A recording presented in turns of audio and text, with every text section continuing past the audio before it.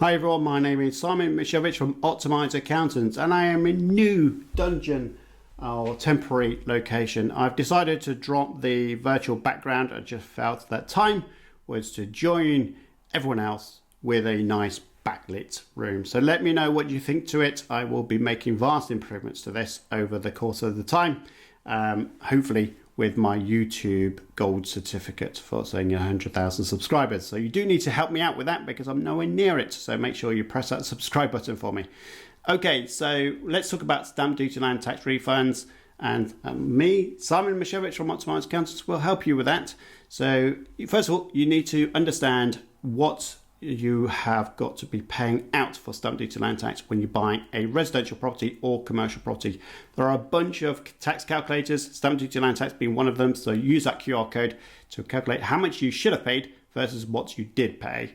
And then that might tell you if there is a refund due to you. Okay, so we see a lot of times when overpayments of stamp duty land tax by those nasty conveyance solicitors that use those generic HMRC calculators, which are there to trap you to pay the most amount of tax. And that is not what we want to see, but it does happen. So there are three scenarios I'm going to cover off on this one slide. Uninhabitable properties. I have done a video on that, so make sure you go check that out. But uninhabitable properties is whereby you can't live in the property. It's no longer classified as a residential dwelling, more of a non-residential dwelling. Of course, if you can't live there, it cannot be classified as residential. But many people have not only paid the banded stamp duty land tax rates, but they've also paid the 3%, which neither of those should have applied. A refund could be due to you. 3% on stamp duty on homes. We've seen many times when you have a home, you've not sold it, then you are told by your conveyancing solicitor, quite rightly by the way, that you need to pay 3% SDLT high rate because you already own a home in your name.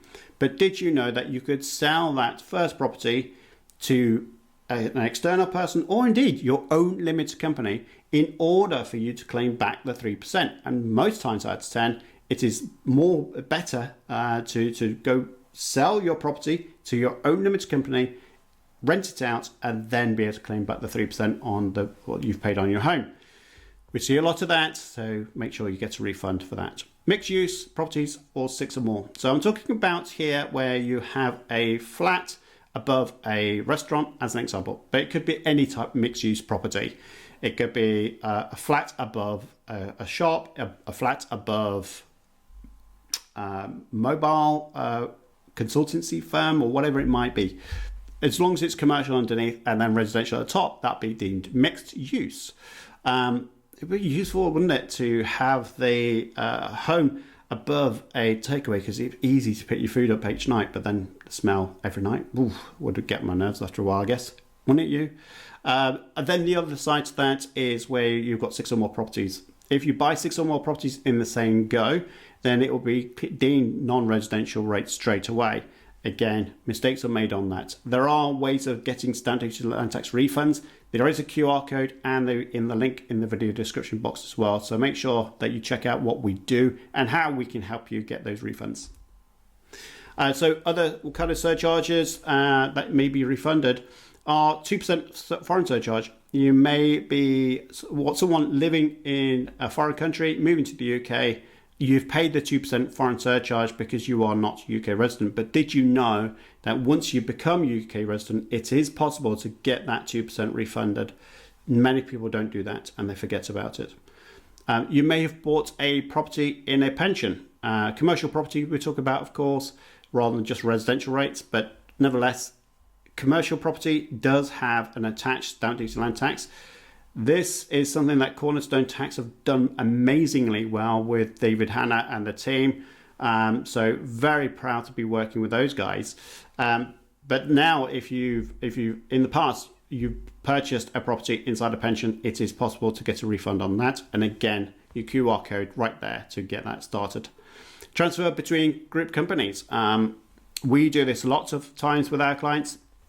We set up a holding company, subsidiaries underneath it, and we can transfer properties from one company to another without incurring any stamp duty land tax at all. But they have been badly advised by some conveyancing solicitors who just use the generic HMRC calculators and then get it completely wrong, leading to you having to pay that SDLT, which again, use that QR code or the link to the description box below, and we can get that refunded for you.